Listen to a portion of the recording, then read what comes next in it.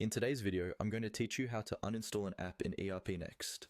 We'll walk through this using Frappe Cloud, which is the hosting platform many ERPNext users rely on. By the end of this video, you'll know exactly where to go and what to click so you can safely remove an app you no longer need from your ERPNext site. First, open your web browser and go to the Frappe Cloud dashboard. Make sure you're logged into your account that manages your ERPNext site.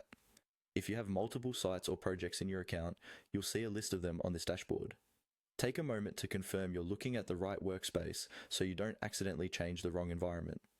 Once you're on the main Frappe Cloud dashboard, look for the list of your sites and find the domain name of the ERPNext site where the app is installed. This is usually displayed as a clickable link. Go ahead and click on that domain name. This will take you to the overview page for that specific site, where you can see general information like status, resources, and management options. On the site overview page, you'll find several tabs or sections you can open. Look for the section labeled Apps.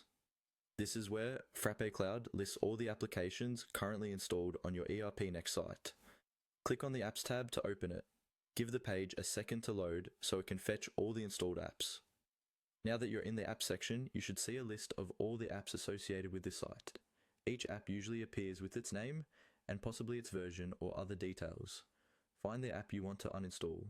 Take a moment to double check that this is the correct app, especially if you have multiple custom or third-party apps installed. Next to the app you want to remove, you'll see a small icon with 3 dots, usually aligned on the right side of the row. This is the options menu for that specific app.